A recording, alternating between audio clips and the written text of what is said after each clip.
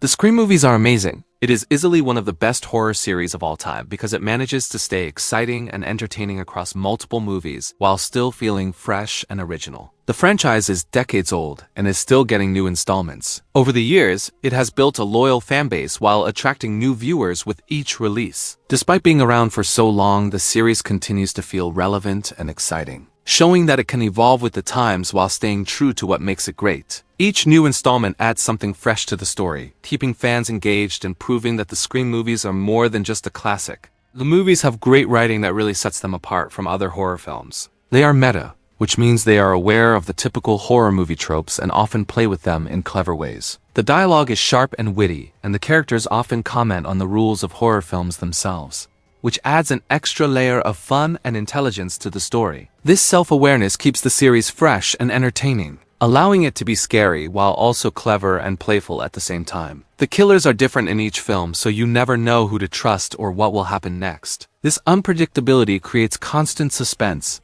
making every scene feel tense and exciting. Even if you think you have figured it out, the story often twists in unexpected ways, keeping the audience on the edge of their seats. You want to find out who the killer is, how many of them there are, and why they are doing this. Every scene builds tension and raises questions, making you analyze every character, every action, and every clue. Part of the thrill comes from piecing together hints and trying to anticipate the next move, while the motives of the killer or killers remain hidden until the right moment. This combination of suspense, clever plotting, and layered deception is what makes the Scream movies so engaging, as the audience is always trying to stay one step ahead of the story. The actors make the characters feel believable, so you care about what happens to them and feel invested in their fates. Even the smaller roles are well portrayed, which helps build tension and make the world of the films feel alive. The performances balance fear, humor, and emotion, making the suspense more intense and the story more engaging. Strong acting like this helps the movies stand out. The mask and costume of Ghostface are instantly recognizable, making the villain one of the most iconic figures in horror. The design is simple but terrifying, and it creates a sense of anonymity that makes the killer feel unpredictable and menacing. Every appearance of Ghostface adds tension because you never know who is behind the mask, and the image itself has become a symbol of fear and suspense in popular culture. The music and sound cues in the films are highly effective, building suspense and heightening the impact of each scary moment. From sharp stingers to eerie background tones, the soundtrack works perfectly with the pacing of the scenes. It keeps the audience on edge, making jumps and scares feel more sudden and intense. And it adds a sense of drama that complements the story. The franchise is known for its creative and shocking ways to deliver scares and kills. Each film finds new ways to surprise the audience, whether through inventive traps, unexpected twists, or suspenseful setups that pay off in shocking ways. This creativity makes every death or frightening moment feel fresh, keeping viewers engaged and anxious about what will happen next. Some characters grow and change across the films, which makes the stakes feel higher and the story more compelling. Viewers become invested in their survival and development, and the relationships between characters add emotional depth, making the tension feel more personal. The movies balance horror with humor in a way that keeps them entertaining on multiple levels. Funny lines, clever interactions, and moments of levity prevent the tension from becoming overwhelming. This blend of scares and laughs adds charm to the series and makes it more enjoyable for a wider audience, giving the films a unique tone in the horror genre. Scream has had a major cultural impact, influencing countless other horror films and revitalizing the slasher genre in the 1990s. Its clever mix of scares, self-awareness, and memorable characters inspired a new wave of horror storytelling. The franchise left a lasting mark on popular culture. The films cleverly incorporate technology to keep the story current and relevant. From suspenseful phone calls in the original films to social media and messaging in the newer installments, technology is used to advance the plot and increase tension. This keeps the movies grounded in the modern world and adds realism to the way the killer interacts with the characters.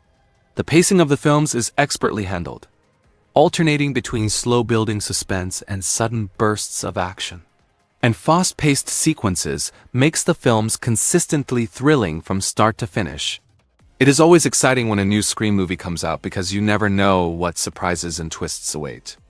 The anticipation also comes from wondering how the story will connect to previous films, and what creative ways the filmmakers will keep the tension high. Beyond just the plot, there is the thrill of seeing the signature combination of horror, humor, and self-aware commentary that makes Scream unique, making every new release feel like a must-see event. This is a franchise that deserves its success because it consistently delivers entertainment, suspense, and creativity that few other horror series can match. The films combine clever writing, memorable characters, and inventive scares in a way that keeps audiences engaged from start to finish. They balance horror and humor, tension and release, making each movie both thrilling and fun to watch. The franchise also respects its fans by evolving over time while maintaining the core elements that made it popular in the first place. From its iconic villains to its clever meta-commentary, Scream has earned its place as one of the most beloved and influential horror series, and its success reflects the quality, consistency, and impact of the films. I honestly do not even like most horror movies, but Scream is still worth watching. Even for someone who normally avoids the genre, the films manage to be entertaining, clever, and genuinely engaging. They are full of suspense, unexpected twists, and sharp writing that keeps viewers on the edge of their seats. The mix of horror and humor makes the tension easier to handle and adds a layer of fun that many other horror movies lack. On top of that, the characters are memorable, the scares are well-timed, and the storytelling is smart enough to appeal to both fans of horror and those who normally would not enjoy it. Scream proves that a horror movie can be more than just cheap jump scares. It can be clever, stylish, and worth watching even if you are not usually a fan of the genre. Scream is way better than Sword Art Online because it actually delivers tension, suspense, and surprises, whereas Sword Art Online often relies on recycled tropes and predictable plot twists. The Scream movies keep viewers on the edge of their seats with clever storytelling, unexpected killers, and smart writing. While the story of Sword Art Online can feel bloated, drawn out, and filled with unnecessary filler, the characters in Scream feel alive, their choices matter, and the stakes feel real. But in Sword Art Online, many characters make frustrating decisions that drag down the tension and investment. On top of that, Scream balances horror with humor, wit, and style, making it genuinely entertaining, while Sword Art Online often takes itself too seriously without delivering consistent excitement or engagement. Simply put, Scream is tight, clever, and thrilling from start to finish, and Sword Art Online just cannot compete with that level of skill and impact. Sword Art Online is just a dumpster fire. There's really nothing good about it. The story often feels messy and poorly paced, dragging out conflicts that should have been resolved quickly. Many of the characters make illogical or frustrating decisions that break immersion and make it hard to care about what happens to them. The writing is inconsistent, with plot points introduced and dropped without explanation, and the world building often contradicts itself. Even the supposedly exciting action scenes can feel repetitive or overblown, failing to generate real tension. Overall, the show is a frustrating experience that overhypes ideas it never fully executes, leaving nothing to enjoy. The fictional game design in Sword Art Online is terrible as well. None of the games in the series feel realistic or well thought out, and many of the mechanics would make them frustrating or impossible to enjoy in real life. Levels, quests, and combat are often illogical, repetitive, or poorly explained, with little consideration for balance or player experience.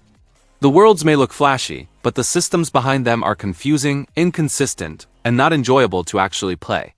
It is clear that the games exist only to serve the plot rather than provide any believable or engaging gameplay, which makes the premise feel weak and unconvincing. Overall, the fictional game design fails to capture the excitement or fun that a real game would have, making it one of the most glaring flaws of the series. Sword Art Online is also an insult to mythology fans. The series takes mythological names, concepts, and legends and twists them in ways that show little respect for the original stories. Creatures, gods, and lore are often misrepresented or simplified, and important details are ignored or changed to fit the plot, stripping away the depth and meaning of the myths. For anyone who actually appreciates mythology, this can feel lazy and disrespectful, as the show treats rich cultural stories as nothing more than flashy props or plot devices. It completely butchers the source material, turning fascinating myths into shallow references that fail to capture their true significance. Sword Art Online is not good, and it never was good. There is a common misconception that the series started off strong and only declined as it progressed, but that is simply not true. From the very beginning, the story suffers from poor pacing, illogical plot points, and characters who often make frustrating or unbelievable decisions. The world building is inconsistent, and the supposed exciting game mechanics are unrealistic and poorly thought out. Even the action and drama fail to land because they are overshadowed by repetitive tropes and sloppy writing. The idea that the early episodes were somehow better is a myth. Sword Art Online has always been flawed. And any enjoyment people claim to have had is usually nostalgia rather than a reflection of quality. Scream is exactly what Sword Art Online fans do whenever someone criticizes the show. They react loudly and defensively, often refusing to acknowledge any flaws or valid points. Instead of having a discussion, they attack anyone who points out problems, acting like the criticism is a personal attack. It shows that they cannot handle critique at all, no matter how fair or reasonable it is.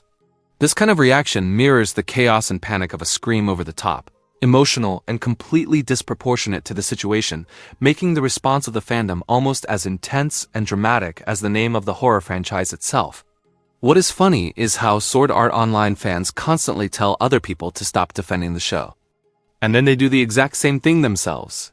They will argue fiercely whenever anyone points out flaws, insisting that criticism is unwarranted, while simultaneously jumping in to protect the show at all costs. It is ironic because they mock others for being defensive, yet they behave in the exact same way, often with just as much intensity and stubbornness. This hypocrisy makes their reactions almost comical, as they become the very thing they claim to dislike, turning discussions into chaotic echo chambers instead of thoughtful debates. Sword Art Online fans try so hard to act tough. They claim that criticism does not bother them and that they do not care what anyone says about the show. They present themselves as unbothered and above the discussion, as if they are confident in their taste and immune to outside opinions. But the reality is completely different. Almost immediately, they turn around and flood the internet with dozens of rebuttal videos, comments, and posts defending the show at all costs. Their actions completely contradict the bravado they display, showing that the hate clearly does bother them. This over-the-top defensiveness makes their attempts to look indifferent laughable, highlighting how fragile and reactive the fandom really is when faced with even minor criticism. Good shows do not need defending. They can stand on their own merits, because strong writing, compelling characters, and well-crafted stories speak for themselves. People can enjoy them, critique them, or analyze them without needing to prove that they are good to anyone else. Sword Art Online, on the other hand, is constantly defended because it cannot survive scrutiny on its own. The show is full of plot holes, poor character decisions, and inconsistent world building. So fans feel the need to overcompensate by arguing endlessly online. Its popularity is not enough to make it objectively solid, and the repeated defenses show that its flaws are obvious to anyone willing to look closely. The fact that Sword Art Online cannot stand on its own is precisely why its fans feel so compelled to fight for it at every turn. Sword Art Online fans often base their whole personality or identity on the show, which makes any criticism feel like a personal attack. Because they tie their taste, loyalty, and sense of belonging to the series, hearing someone point out flaws is not just about the show, it feels like a challenge to who they are. This is why they respond so aggressively, treating every critique as if their very reputation or credibility is at stake. They feel compelled to defend the show as if their lives depend on it, flooding social media with arguments, rebuttal videos, and long comment threads. The intensity of this reaction shows how deeply personal the fandom has made the series, turning discussions about a story into highly emotional battles. Sword Art Online is proof that popularity does not equal quality. Despite its massive fan base and sales, the series is riddled with flaws in story, character development, and world building. Just because a show is widely talked about or has a large following does not mean it is well written or enjoyable. The popularity of Sword Art Online is largely driven by hype, flashy visuals, and a few appealing concepts, not by solid storytelling or meaningful character arcs. It shows that something can be famous and still be poorly executed, and that a large fanbase does not automatically make a series good or worthy of praise. People who like Sword Art Online must have never seen anything else, because the series sets such a low bar for storytelling, character development, and world building. Compared to other anime or even other shows in the same genre, Sword Art Online often feels lazy, repetitive, and full of glaring flaws. Enjoying it seriously suggests that viewers might not have been exposed to better written stories, more compelling characters, or thoughtful plots. There are countless anime that handle similar concepts, virtual worlds, gaming, or adventure, with far more creativity, tension, and care, which makes the shortcomings of Sword Art Online even more obvious. Liking it strongly almost feels like a sign of settling for mediocrity rather than seeking quality storytelling. There are plenty of better movies and shows than Sword Art Online, so it is truly baffling why anyone would choose to watch it. Compared to other series, Sword Art Online falls short in every category: storytelling, character development, world building, and even basic logic. Other anime and shows in similar genres offer richer plots, more believable characters, and creative worlds that feel alive and engaging. In contrast, Sword Art Online often recycled tropes, frustrating character choices, and poorly explained mechanics, making it hard to take seriously. Given how many high-quality options exist, it is almost shocking that people still give Sword Art Online attention instead of watching something that is actually well-crafted and entertaining. The writer of Sword Art Online has even admitted in various interviews that he does not plan anything out and just makes stuff up as he goes along. This lack of preparation is clear in the inconsistent plot lines, illogical character decisions, and abrupt twists of the story that often make little to no sense. Despite this, the fans continue to defend the show fervently, refusing to acknowledge its obvious flaws, as they cling to the hype, visuals, or the few appealing concepts, ignoring the sloppy writing and weak storytelling. It is remarkable and frankly frustrating that even with the creator admitting how little effort goes into planning the story, these fans continue to argue that it is good or worth defending.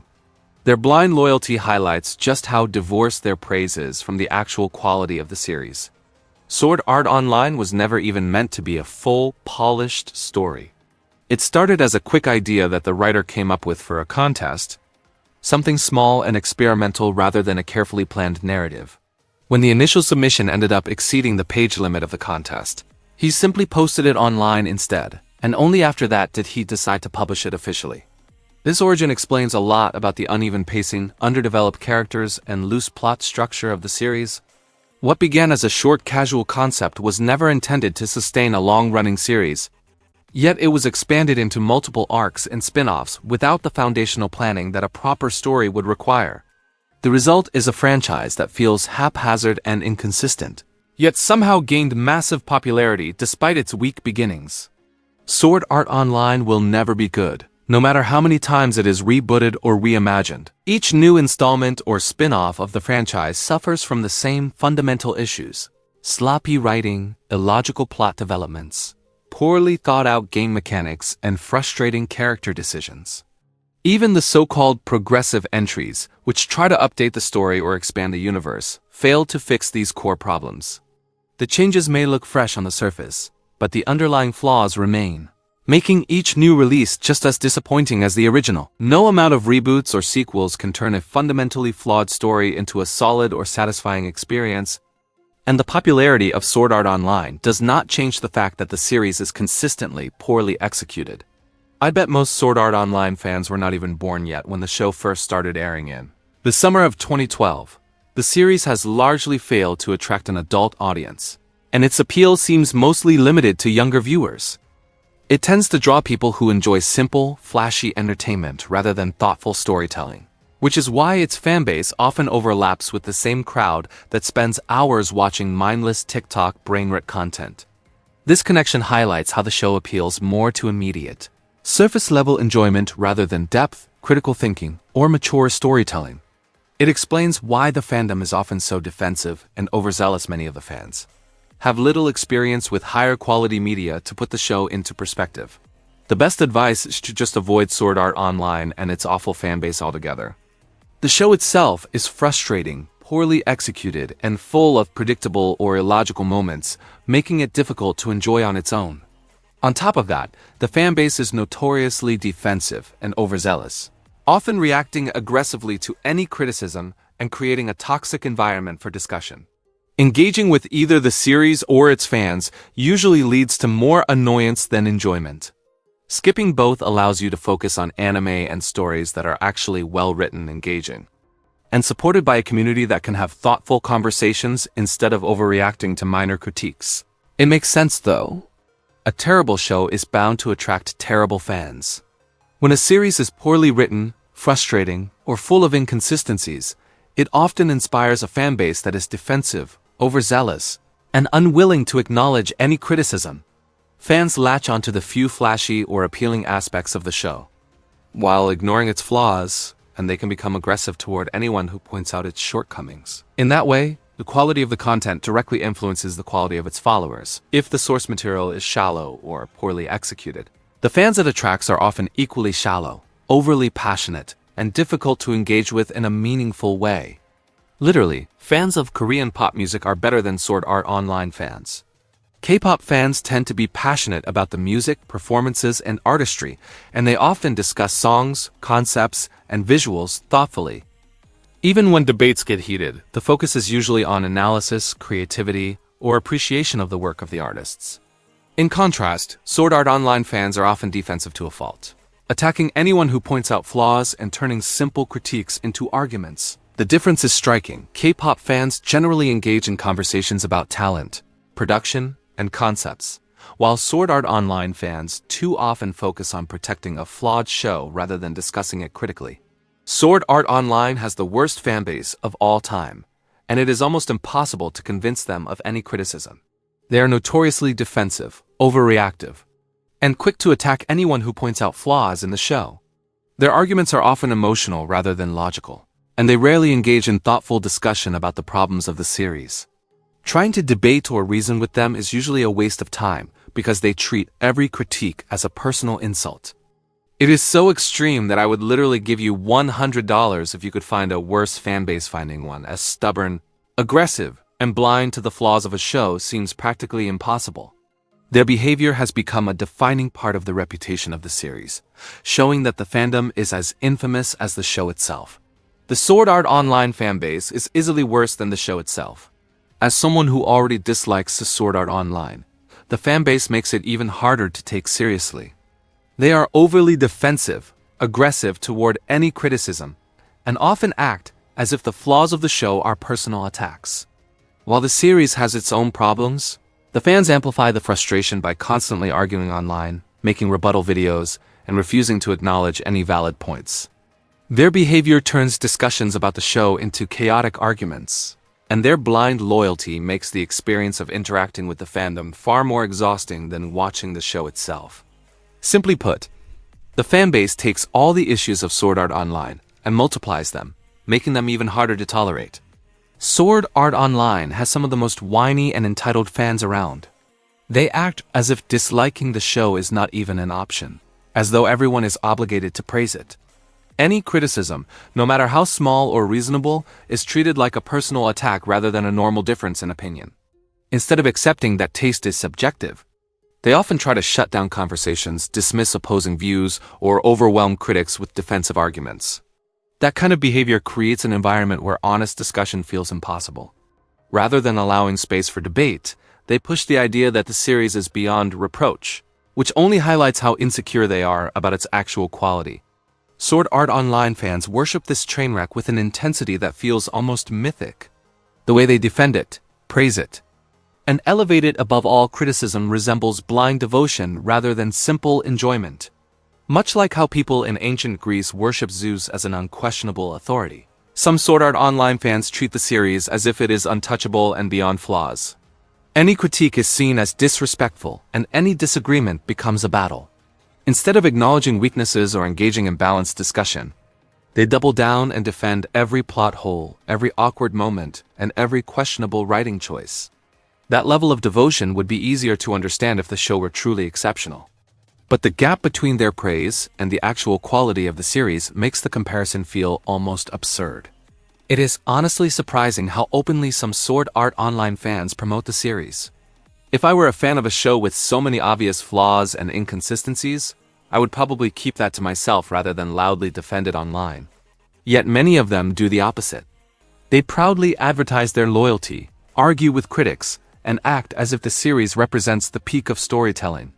Instead of showing even a little self-awareness about the show's weaknesses, they double down and insist it is misunderstood or unfairly judged.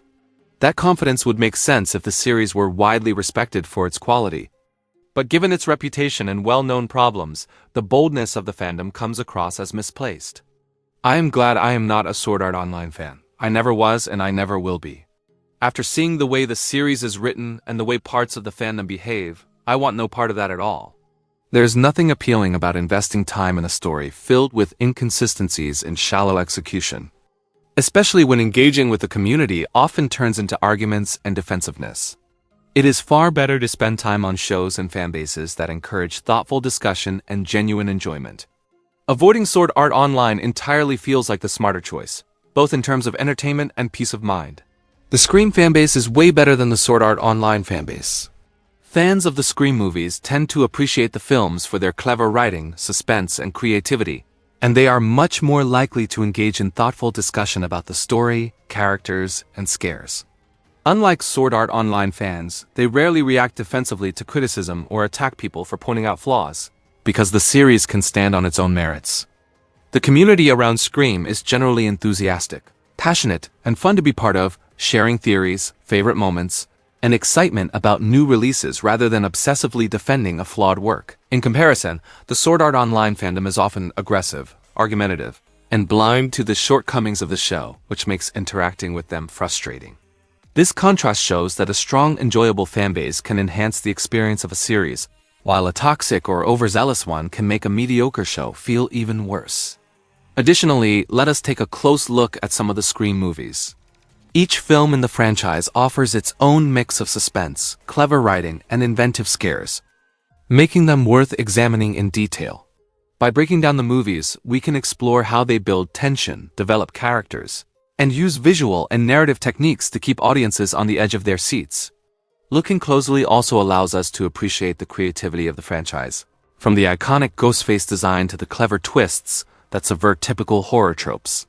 Examining the films individually helps reveal why the series has remained popular and influential for decades, and it highlights the elements that make Scream stand out as one of the best horror franchises. High school student Sidney Prescott is terrorized by a knife-wielding masked killer named Ghostface. If you were in Sidney Prescott's position, what should you do? How can you survive and defeat Ghostface? In this video, I'll break down the Scream movie, explain all the mistakes made, see if I can make better decisions than the characters, and ultimately try to beat Ghostface. Let's get started. The movie begins with high school student Casey Becker receiving a flirty phone call from an unknown person. Casey and the stranger talk about some horror films, but the caller suddenly threatens Casey's life and reveals that he's holding Casey's boyfriend Steve hostage on the patio. Casey should immediately hang up and call the police. It was stated in the movie that the police won't make it in time since Casey lives out in the middle of nowhere, but she should at least try since there might be some cops nearby. Casey shouldn't listen to what the maniac says on the phone. Moreover, we see how Steve is bound by duct tape in a chair. It's not too difficult to escape from this scenario. Duct tape might be strong, but it's not too hard to tear apart. You simply bring your arms into your body quickly. That should be enough to rip the duct tape apart and set you free. Steve's legs are also bound with duct tape, so he would just have to put his hands between his knees and force them down in a really fast, hard action. That'll tear the duct tape apart. And the chair isn't bolted to the ground or anything, so Steve can simply try to scurry away. Additionally, Casey should have caller ID to see who's calling her. Then she cannot answer random phone calls from unknown numbers. Casey shouldn't keep picking up the phone when she knows that some psychopath is calling her. It would be smart to lock all the doors to your house too, especially when you're home alone. Casey has to answer questions about horror movie trivia and get them right, or else Steve will be killed. Casey gets a question wrong about Friday the 13th and Steve is murdered. But Casey said that she watched Friday the 13th 20 times, so she should have gotten the answer right if that was truly the case. It wasn't a difficult question at all, so anyone who's seen the movie once would know the correct answer. It's not a trick question. I doubt it really matters though. I'm sure Steve would have been killed regardless if Casey got the question right or wrong. Casey refuses to answer any more questions, and a masked killer named Ghostface breaks into the house. Casey grabs a kitchen knife and walks out of the house. This is a good choice since your number one priority is to escape if there's an intruder in your house. If escaping isn't an option, then locking yourself in a room and barricading the door would be the next best choice. Casey sees her parents coming home and runs towards them. However, Casey pauses for some reason and Ghostface is able to ambush her. Casey should have kept running. She would have probably made it to her parents if she didn't stop. So that was a pretty foolish decision. And Casey should have immediately started running when she saw that Ghostface was inside of the house, so she would have a head start. Or Casey could have continued hiding. Ghostface didn't discover her until she made a move. Ghostface grabs Casey and stabs her in the chest. There are a bunch of different ways to defend yourself against a knife attack. Going for the attacker's throat is one of the best ways to disable them. You'll disrupt the person's breathing and they'll most likely stop attacking you after a hard strike to the throat. If the attacker is a male, then a strike to the groin is also a great way to immediately incapacitate them. Attacking the person's other sensitive spots such as the eyes is another good method since it'll cause them a lot of pain. Furthermore, try to grab the attacker's wrist. This will give you control of the knife's direction and you might have an opportunity to punch the attacker. Casey is able to fight back and escape. She runs towards her parents who are walking home. Casey stops to call out to them, but her throat was crushed and she can't yell loud enough for her parents to hear. If Casey isn't able to get her parents' attention, then she should continue running to get away from Ghostface. It's not like her legs are broken, so she shouldn't stand there when the killer is close behind her. Casey should have also thrown the phone at her parents to create a sound and divert their attention towards her. Ghostface catches up to Casey and murders her. Casey's parents then go outside and find her corpse hanging from a tree. Afterwards, we're introduced to the protagonist of the movie, Sidney Prescott. Her boyfriend Billy Loomis comes to visit her bedroom. Billy is frustrated with Sidney because she isn't getting intimate with him. Sidney's father, Neil, is going out of town tomorrow morning and he won't be back until the weekend is over. The next day, we see how the news of Casey and Steve's deaths have spread throughout the town. No arrest has been made yet, and the police begin an investigation to find the killer. They interview the other students who attend Casey and Steve's high school. This is a good start since the majority of murder victims are killed by someone they know, and that's most likely the case here as well. In fact, the tagline of the new 2022 Scream movie is literally, "It's always someone you know." So the killer being someone familiar to the characters is a bit of a running gag in the Scream franchise. Nothing was stolen from the house, so it wasn't a home invasion or robbery gone wrong. Therefore, Casey and Steve were clearly killed by someone close to them. The students at the high school believe that Ghostface was a man because they would have needed the strength to gut Casey and hang her body from the tree. That's not necessarily true since women can be strong as well, and there are plenty of female serial killers. A student named Stu used to date Casey. The police should look further into this. Stu has a good motive for killing Casey since he's jealous she dumped him. Sydney's friend Tatum says that Stu was with her the previous night, which doesn't make sense once we know the truth. Sydney returns home alone and we find out on the news that Sydney's mother Maureen was murdered almost a year ago. Sydney takes a nap. Later, she also receives a taunting phone call from Ghostface. Sydney doesn't take him very seriously. Ghostface says that he's waiting on Sydney's front porch, but she calls his bluff and goes outside to check. This was a bad choice since two of Sydney's schoolmates were already murdered. If Ghostface was on the porch, then Sydney would be dead too. It's better to be safe than sorry. Instead of listening to the guy on the phone, Sydney should immediately hang up and call the police. She doesn't live in the middle of nowhere like Casey, so the police should be much quicker to respond this time. Sydney goes back into the house and locks the door, but it turns out that Ghostface was actually hiding in the closet the whole time. Ghostface is extremely patient. We heard a faint creaking noise when Sydney walked past the closet earlier, so Ghostface must have been hiding in the closet for several hours. There were also no signs of forced entry, so Ghostface must be someone who already knows how to sneak into Sydney's house. Ghostface attacks Sydney and is about to kill her, but she manages to evade him by running up the stairs and into her room. Sydney tried to run out the front door, but she couldn't get the lock open in time. Sydney locks the door of her room and calls 911 on the computer. Ghostface disappears and Billy shows up in Sydney's room out of nowhere. He drops his cell phone. Sydney thinks that Billy is Ghostface and runs away. Yeah, this does seem pretty suspicious since Billy appeared right when Ghostface vanished. I would also suspect that Billy was Ghostface and be extremely skeptical of him, especially since most people didn't have a cell phone back then. The police show up and Billy is arrested. The police arrived at Sydney's house pretty quickly. This is why Sydney should have called the police earlier when she first received the phone call from Ghostface. The police would have come and saved Sydney before Ghostface was able to kill her. Sydney is taken to the police station. The police aren't able to locate her father. Billy is questioned and explains that he went to Sydney's house because he just wanted to see her, but the timing was way too convenient. The police found the Ghostface costume, but they can't track the purchase since it's a common costume sold at every 5 and dime store in the state. The police should send the costume to the forensics department and see if they can find traces of Billy's DNA. That would prove that he's the killer. Journalist Gail Weathers tries to interview Sydney, but she gets punched in the face instead. This is not a smart choice since it could be considered assault and there are a bunch of police officers around to witness the crime. Although if Sydney was in jail, Ghostface wouldn't be able to get her, so at least she wouldn't get murdered by him. Sydney spends the rest of the night at Tatum's house. She receives another phone call from Ghostface. This means that Billy isn't Ghostface, so he gets released the next day. His cellular bill is also clean, which means that he didn't make the calls. But that doesn't really prove anything. Billy could be working with someone else and or have another phone that the police don't know about. And it's pretty obvious that Ghostface is someone close to Sydney since he knew the phone number for Sydney and Tatum's houses. The police should look into people who have a grudge against Sydney and Casey. Sydney runs into Billy at school the next day and they get into an argument, but quickly make up. Sydney shouldn't be attending school until the police have caught the killer since Ghostface is definitely one of Sydney's classmates. Some students at the school are wearing the same costume as Ghostface, which is in poor taste considering the recent events. Sydney goes to the bathroom. One of the other students thinks that Sydney is responsible for Casey and Steve's deaths, but that doesn't make sense. Sydney is attacked by Ghostface. How long was Ghostface hiding in the stall for? And how did he know that Sydney would go to this bathroom? I'm sure there's more than one bathroom in the entire school. Sydney is able to get away. Sydney should have ran the moment she saw Ghostface's feet in the stall and heard her name being called. Sydney should yell for help right now and tell everyone that Ghostface is in the bathroom. Ghostface wouldn't have anywhere to flee and would get captured. Another way to beat Ghostface is to never go off alone. Always travel in pairs or groups. So if Ghostface attacks, then you'll have the advantage since there's strength in numbers. School is suspended because of the murders and a curfew is put in place. Stu is planning to hold an impromptu party at his house tonight to celebrate. After all the students leave the school, Ghostface murders the principal in his office. Most schools have cameras in the hallways and classrooms, so it might have recorded this. The janitor should have heard the principal screaming and come to check what's going on. There wasn't much the principal could have done to survive though. Ghostface attacked him before he could react. Ghostface stalks Sydney in broad daylight and somehow nobody sees him, even at the grocery store. The characters in the movie should be more aware of their surroundings. The police trace the calls to Neil. But why would Neil kill Casey and Steve? What's his motive? I doubt Neil even knows them. Neil's cell phone could have been cloned, so the police should continue looking for other suspects. A lot of students go to Stu's party. Sydney shouldn't go to the party. It would be a lot safer if she was at the police station and had protection 24/7. Gail also attends since she expects Ghostface to be there. She puts a camera in the room to record what's going on. Tatum's older brother Dewey is at the party as well to look out for Ghostface. The police haven't found Neil yet. Tatum goes to the garage to get some beer from the fridge and is attacked by Ghostface. She tries to get away through the pet door but gets stuck. Ghostface opens the garage door and kills Tatum by crushing her neck. This shouldn't be possible. The garage should have some safety features in place and the motor wouldn't be strong enough to lift Tatum and crush her neck. Anyways, there were a few things that Tatum could have done to survive this situation. First, Tatum should have taken her own advice of not going anywhere alone. If someone else was with Tatum, then Ghostface wouldn't have attacked her. Second, there were plenty of items in the garage that Tatum could have used as a weapon to fight Ghostface. Third, Tatum should have continued to attack Ghostface while he was down. Fourth, Tatum should be able to squeeze through the pet door with no problem. In real life, the actress who played Tatum, Rose McGowan, had to have her shirt nailed to the wood since she kept falling out. Billy shows up to the party to talk with Sydney. Once again, this is very suspicious timing since we just saw Ghostface kill Tatum. This is another big clue that points at Ghostface's identity. Gail and Dewey investigate the nearby area in the meantime after a car was spotted in the bushes down the road. The students at the party find out about the principal's death. Most of them leave to see what happened to him. They shouldn't be driving though considering they drank a lot of alcohol earlier. Only Sydney, Billy, Stu, another student named Randy, and Gail's cameraman Kenny remain. Gail and Dewey find Neil's car. Sydney asks Billy who he called with his one phone call in jail. Sydney suspects that Billy may have called her to throw her off track. This doesn't make sense since the police would be listening to Billy and watching watching him, so he wouldn't be able to threaten anyone on the phone without getting in trouble. Ghostface suddenly comes into the room and seemingly kills Billy. Sydney was looking straight at the door though, so I'm not sure how she missed Ghostface coming in. Ghostface chases Sydney through the house, but she's able to nearly escape out the window. Ghostface seems to know the layout of the house pretty well, and this is Stu's house, so that should indicate who Ghostface really is. Sydney sees Tatum's dead body and she runs to the news van to get help from Kenny. However, Ghostface comes and slashes Kenny's throat. Kenny should have stayed inside the van. He knew that Ghostface was coming since the footage had a 30-second delay, so it would be better to stay inside the van where it's safe. Ghostface attacks Sydney again, but she manages to run away. Gail and Dewey return to the house. Gail finds Kenny's body and drives away, but she has to swerve off the road to avoid hitting Sydney and crashes. Gail should have called the sheriff like Dewey said. Dewey investigates the house and gets stabbed in the back by Ghostface. Sydney runs to the house and Ghostface goes after her. Instead of running back to the house, Sydney should run to a neighbor's house and call the police. Sydney tries to drive away in Dewey's police car, but she doesn't have the keys. Sydney radios for help and is able to get away before Ghostface kills her. Sydney takes Dewey's gun. Stu and Randy suddenly appear. They both accuse each other of being Ghostface. Sydney doesn't believe either of them and retreats back into the house. This is a smart choice since Sydney really can't trust anyone else, although it should be obvious who Ghostface is. It can't be Randy since he was almost killed by Ghostface earlier, so therefore it must be Stu. Sydney saw this happening from the footage in the news van, so she should know that Randy is innocent and Stu is the actual killer. Sydney finds Billy inside the house. He's badly wounded but still alive. Sydney gives Billy the gun and he shoots Randy in the shoulder after letting him in the house. It's then revealed that Billy was faking his injuries. The blood is simply corn syrup, the same stuff they used for pig's blood in the movie Carrie. Billy is actually Ghostface, and Stu is in on it as well. They used a voice changer to disguise their voice when calling Casey and Sydney. Sydney is held at gunpoint. Not much she can do now except to cooperate. Billy and Stu explain they were the ones who killed Sydney's mother and framed a man named Cotton Wary for the murder. Sydney's mother was having an affair with Billy's father, and that's the reason why Billy's mother moved out and abandoned him, so he wanted to get revenge. Billy and Stu plan to kill Sydney and frame Neil for the murder spree. They've also taken Neil hostage and cloned his cell phone. Billy and Stu will make it look like Neil shot himself in the head after stabbing Sydney, but the medical examiners would be able to determine that the gunshot wound wasn't